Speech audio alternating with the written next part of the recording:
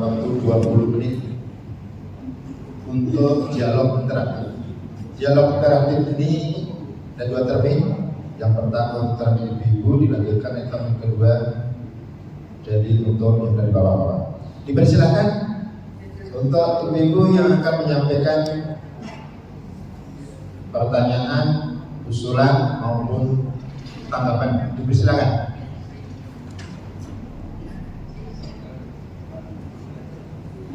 Agaknya dari dulu belum ada yang mau menyampaikan dulu, maka kita sampaikan ke termin kedua.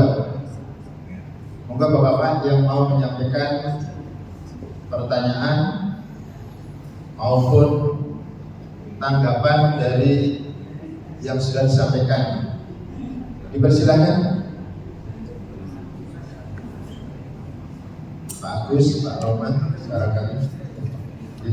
Enggak, Pak Agus dulu. Dipersilakan Pak Agus. Assalamualaikum warahmatullahi wabarakatuh. Undangan pertanyaan pada pertemuan minggu kemarin, yang tadi di awal penjelasan pada intinya pada umat pada waktu beliau Nabi Muhammad hidup, kita tidak boleh meninggikan suara lebih daripada Rasul.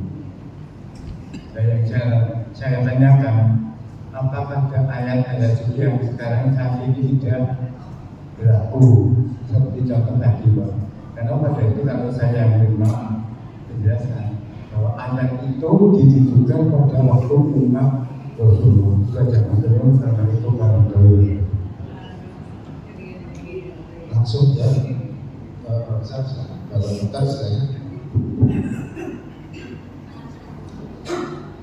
Terima kasih Pak Agus atas pertanyaannya. Al-Quranul Karim awalnya dulu diturunkan Allah Subhanahu wa Ta'ala kepada Rasulullah dari mulai usia Nabi 40 tahun sampai usia 63 tahun. Perintah-perintah dan larangan yang ada di dalam Al-Quran itu pada awalnya yang menjadi mitra bicara Rasulullah SAW adalah para sahabat yang ada di sekitar Rasulullah SAW. Memang awalnya seperti itu, kenyataannya memang seperti itu. Contoh umpama Nabi Muhammad SAW ketika menyampaikan wa aqimus sholata wa atuz zakata, itu yang pertama kali diperintah dengan kalimat laksanakanlah sholat, dirikanlah sholat dan berikanlah zakat. Para sahabat itu. Tapi ayat itu tidak hanya ditujukan kepada umat Islam yang hidup pada waktu itu. Kalau kita berpikiran seperti itu, hakimus sholat atau zakat itu diperintah sahabat zaman dahulu. Kan kita tidak hidup bersama Nabi, kita tidak ikut bagian yang diperintah itu. Cara berpikirnya tidak seperti itu, tapi semua perintah dan larangan yang ada di dalam Al-Quran awalnya memang Nabi hitopnya itu langsung kepada para sahabat yang hidup bersama beliau, tapi pesan besarnya ini adalah untuk seluruh manusia sekalian. Termasuk juga ayat yang ada di surat Al-Hujurat yang kita diminta untuk memuliakan Rasulullah SAW. Di antaranya adalah la tarfa'u aswarakum fawqa sawti nabi wa la tajharu lahu bil qawli kajahri ba'dikum. Ini awalnya memang dulu terkait dengan satu kasus kejadian, ada tamu dari luar daerah Madinah, kemudian mereka tidak punya adab, tidak punya tata krama di majelisnya Rasulullah, di rumahnya Rasulullah, di masjidnya Rasulullah SAW. Kemudian Nabi belum keluar ke majelis, mereka panggil nama Muhammad dengan suara yang keras. kejadiannya memang seperti itu, dan perintah ini perintah untuk kelompok yang datang di Rasulullah SAW waktu itu. Tapi pesan besarnya adalah menjaga adab, dan ini akan terus berlangsung sampai hari kiamat. Termasuk dari utamanya adalah ketika kita nanti sowan Rasulullah SAW ketika haji atau umrah di Madinah. Di sana ketika kita masuk ke Masjid Nabawi, kemudian di Al-Baqiyah Syarifah di makamnya Rasulullah SAW, kita perlu menjaga adab, di antaranya tidak dengan suara yang keras. Sehingga ayat ini bukan ayat yang sudah vakum, bukan berarti ayat yang sudah tidak bisa diaplikasikan dan tidak bisa dilaksanakan. Kita bisa melaksanakannya secara nyata ketika nanti berada di Madinah, di dekat makamnya Rasulullah SAW, dan kita punya keyakinan bahwa Rasulullah SAW di alam arwah itu hidup dan mendengar mengetahui apa yang dilakukan oleh umatnya, termasuk yang berziarah itu. Makanya para ulama zaman dahulu, beberapa waktu kemarin sudah saya sampaikan, ketika ada orang yang membetulkan Masjid Nabawi, mampu menggunakan palu, kemudian Sayyidah Aisyah yang masih hidup, Rasulullah sudah meninggal. Kemudian Sayyidah Aisyah mendatangi tukang yang sedang membetulkan Masjid Nabawi itu, meminta untuk mohon suaranya jangan keras-keras. Itu menunjukkan bahwa ayat nomor 2 dari surat Al-Hujurat ini masih berlaku, masih dipegangi oleh Sayyidah Aisyah dan dipesankan kepada orang-orang itu untuk menjaga suara, untuk menjaga hati dengan berhadap ketika berada di sekitaran makam Rasulullah SAW. Itu juga kita suatu saat diberi anugerah oleh Allah Subhanahu wa Ta'ala untuk bisa haji dan juga umrah, kemudian ziarah ke makam Rasulullah SAW.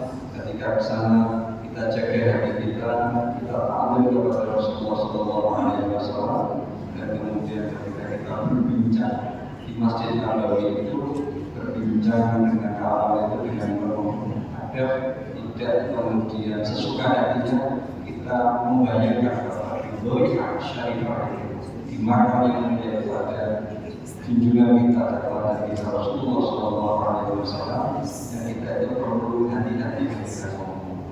Umpama saja kita di sini, kemudian di sebelah sana ada apalagi presiden apalagi di pojok sana, kita mau belajar tidak kemudian apa istilahnya saja kakak.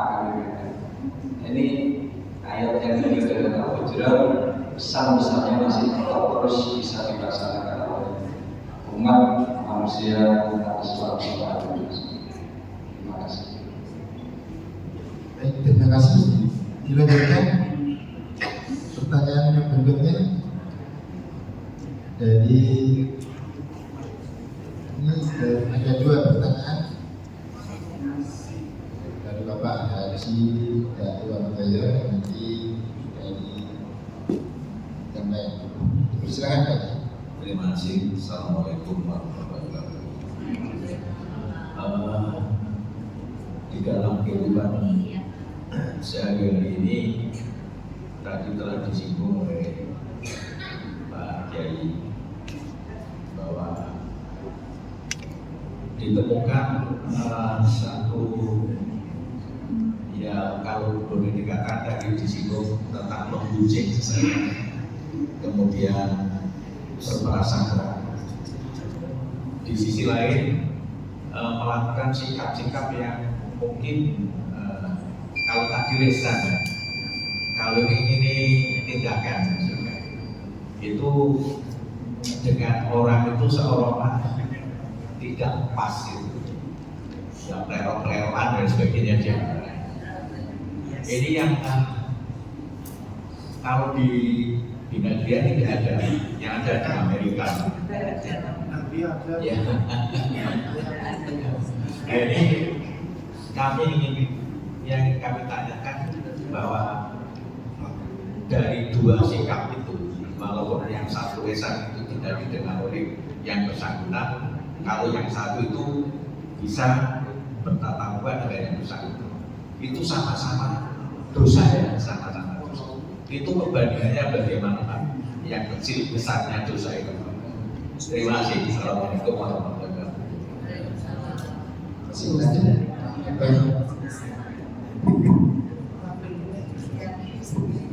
Terima kasih Pak Haji atas komentarnya. Terkait dengan dosa besar dan kecil pada saat pengungkapan, tidak ada dosa kecil ketika itu dilakukan terus-menerus. Ketika dosa kecil itu dilakukan terus-menerus bisa jadi lumpuh, jadi besar. Dan tidak ada dosa besar ketika segera ditolak. Jika dosa besar itu dilakukan dan kemudian tidak bertobat, maka dosa yang membunuh itu akan luluh dan bersih. Terkait dengan interaksi dengan sesama manusia, ajaran kita sangat luar biasa. Yang diinginkan oleh Rasulullah SAW, diinginkan oleh Allah Subhanahu Wa Taala, baik di dalam Al-Quran maupun di dalam hadis, kita itu punya qalbun salim. Semuanya memang awalnya harus dari hati. Kita punya qalbun salim, hati yang bersih, hati yang jauh dari pikiran-pikiran dulu, dari persitan-persitan negatif kepada manusia. Dan orang itu tidak bisa semuanya sampai kepada qalbun salim benar-benar bersih seperti itu. Namanya setan, namanya gangguan dari iblis dan setan itu sangat halus sekali, sehingga sering muncul persitan-persitan untuk membenci, untuk tidak menyukai orang lain, dan ekspresinya bisa macam-macam. Ketika yang paling awal itu kan memang di hati saja. Rasul jengkel, Rasul senang hanya di hati. Ketika itu mampu untuk diredam, dan kemudian dia berani untuk ketemu orangnya, kemudian yang ada di hati itu diredam dan berupaya untuk dihilangkan, dan kemudian berbicara normal, menganggap bahwa yang di hatinya itu salah, dan kemudian dia berbicara baik dengan yang dia juga itu sudah merupakan suatu upaya yang luar biasa. Memang masalahnya adalah ketika diri kita ini menuruti hati kita, yang kemudian ekspresinya bisa dalam bentuk yang paling awal itu memang dari sifat. Jadi istilahnya orang-orang nggak mau nyapa atau saja, dia tadi lewat sini saya nggak mau lewat situ, pakai sini. Nampak kaki di tempat bekas kakinya aja lah. Nah, ini memang perlu upaya-upaya untuk melatih diri bahwa ada sesuatu yang tidak baik, dan itu perlu untuk hal awal itu adalah yang perlu dilakukan untuk membersihkan seperti yang berdoa meminta kepada Allah Subhanahu Wa Taala. Kadang ketika sendirian itu merasa ya Allah salah, tapi ketika ketemu orangnya muncul lagi. Kadang seperti itu diri kita, jiwa kita, hati kita ini memang kadang terbolak-balik, dan kita kadang susah mengomentari dan mengendalikan. Oleh sebab itu memang di antara pesan-pesan para ulama itu supaya kita bisa mempunyai hati yang baik itu diawali dengan berdoa. Ya Allah, ada orang-orang, ya Allah yang muncul di hati saya ini dulu. Yang ada di hati saya terkait dengan orang itu dulu. Tapi saya ketika ketemu itu nggak bisa mengarahkan hati saya supaya seperti saat sekarang ini sadar bahwa itu. Mohon ya Allah yang menghentikan tapi kalau dia ada wahyuan yang membolak-balikkan hati, mohon tetapkan hati ini berada dalam Quran. Doa agar seperti ini orang-orang itu akan bisa menambah hati kita, akan meluruskan hati kita, dan nanti pelan-pelan akan bisa memperbaiki perilaku kita kepada orang yang kita tidak sukai, orang yang kita benci. Memang hidup itu tidak terlepas dari membenci dan tidak suka. Semua orang punya ujian, itu semuanya adalah ujian dari Allah Subhanahu wa Ta'ala. Orang yang mampu melewati ujian ini, dia akan mendapatkan anugerah dari Allah Subhanahu wa Ta'ala. Tapi orang yang menuruti hawa nafsunya dengan memperturutkan apa yang paling awal itu dengan sikap emosi dan sebagainya. Dan apalagi diperturuti dengan yang berikutnya dengan mengucapkan kata-kata yang tidak baik. Apalagi memobilisir masa untuk membenci orang yang sudah tinggal lebih tinggi lagi.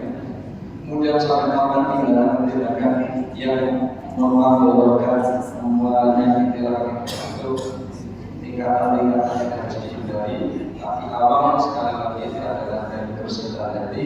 Kita berharap pada Allah hati kita dijadikan yang walaupun saat ini sebagai kita perlu memperbaiki kita yang lebih berguru tapi menggunakan adat ini, dan kita juga perlu memperbaiki doa-doa mempersatukan Allah mengatakan dengan kita wasfidlah bainana.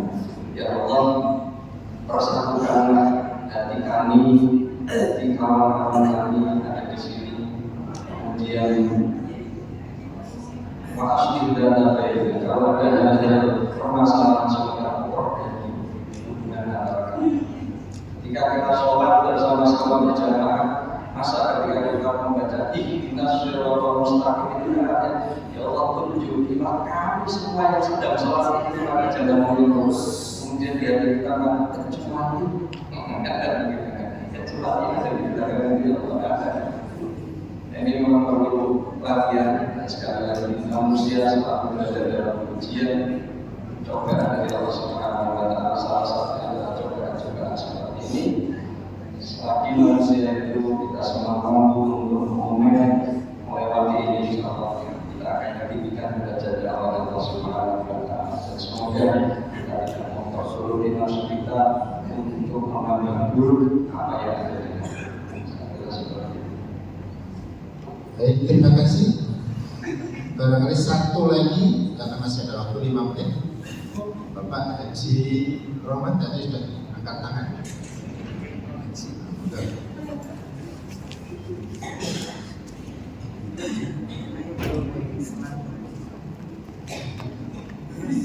Assalamualaikum warahmatullahi wabarakatuh.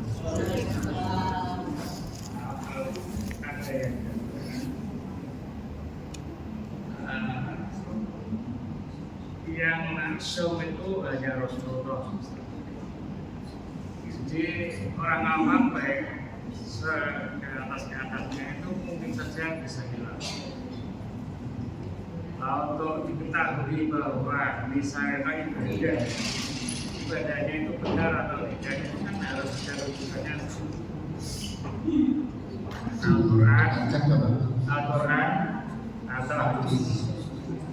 Tapi susahnya itu kalau dikembalikan ke situ orang itu nggak suka, marah itu. Itu saja. Terus satu lagi, orang kalau punya penyakit hati, ya apa, sombong, takabur, hasad, dengki dan sebagainya, itu kalau tidak terrealisasikan bagaimana Ustaz? Apakah itu di hati itu sliwer gitu ya? Apakah itu juga bisa? Apakah kenapa? Karena kan kalau perbuatan hati itu kan tidak ada konsekuensinya hukum. Itu bagaimana? Assalamualaikum warahmatullahi wabarakatuh. Terima kasih atas pertanyaannya. Ada dua pertanyaan. Yang pertama terkait dengan yang salah atau yang tidak bermasalah, tidak akan bisa itu hanya Nabi dan para Rasul dan manusia yang lain pasti mempunyai kesalahan yang besar. Memang sesama manusia, sesama orang beriman ini adalah awal suatu akibat solusi. Ketika kita menemukan orang siapapun itu dalam kapasitas apapun itu, maka orang ataupun yang lebih dari itu, memang kesesamaan Muslim itu adalah suatu hati, atau suatu saling mengingatkan, saling menasihati untuk membantu keadaan. Parameternya sudah yang bisa kita lakukan hanya sekedar memberi, mengingatkan soal diterima atau tidak itu kan urusan Allah Subhanahu wa Ta'ala. Di dalam Al-Quran Allah Subhanahu wa Ta'ala saja kepada Rasulullah itu mengatakan lasta alaihim bimusyrik. Engkau itu tugasnya adalah menyampaikan ajaran Islam kepada umat manusia, masyarakat pada waktu itu, dan engkau tidak punya kuasa untuk menguasai, tidak boleh untuk memaksa mereka. Ketika kita sudah menyampaikan dan kemudian itu umat tidak diterima, kita sudah lepas dari perintah Allah Subhanahu wa Ta'ala berusaha. Tentunya dengan cara yang bijak, dengan cara yang sopan, dan dengan cara yang baik. Saya kira seperti itu. Sehingga umpama kita sudah menyampaikan kalau tidak diterima dan kemudian padahal dengan Al-Quran dan hadis bukan dia tidak mau bagaimana, kita pasrahkan kepada Allah Subhanahu wa Ta'ala. Tugas kita sudah selesai menyampaikan. Kemudian yang kedua terkait dengan mengutuk aktivitas hati manusia ini memang terdiri dari dua aspek. Yang pertama aspek dohir, perbuatan melihat, mendengar, mengucapkan, melangkahkan kaki, perbuatan dohir. Ada yang soleh, ada yang noleh, ada perbuatan baik, ada perbuatan buruk, dan itu tidak. Kita ambil Al-Quran, membaca Al-Quran, itu tangan kita melakukan kebaikan, mata kita juga melakukan kebaikan. Saya membuka HP, kemudian membuka hal-hal yang negatif di HP itu, maka kita sedang melakukan aktivitas yang negatif. Yang ditanyakan ini adalah af'alul kufur. Hati kita itu juga beraktivitas. Hati kita ini melakukan ada persitaan baik, ada persitaan baik. Nah, para ulama ini mengelompokkan persitaan hati itu kepada beberapa tingkatan. Yang pertama itu namanya hajis. Hajis itu bersitan yang datang kemudian kadang muncul. Kadang kita memikirkan sesuatu atau tadi yang dicontohkan ada rasa sombong, kemudian muncul hilang. Nah, ketika hal itu muncul seperti itu tidak termasuk yang ditetapkan, dicatat. Kemudian yang kedua hotel itu dia sudah naik, bukan hanya datang dan pergi, datang kemudian sedikit lama di dalam pikiran kita, kemudian sampai ada ampun benar-benar sombong, kemudian kita segera mungkin menghilang. Yang seperti ini pun tidak termasuk yang kategori amal buruk. Kemudian ada hadithul nafs. Hadithul nafs ini dia sudah sampai kepada tingkatan yang lebih dari. Nah, intinya ketika dia nanti sudah sampai pada yang tertinggi yaitu asli, dia sudah meyakini diri saya itu orang mudah. Tidak kemudian seperti yang awal tadi ada persitaan, kemudian pergi persitaan.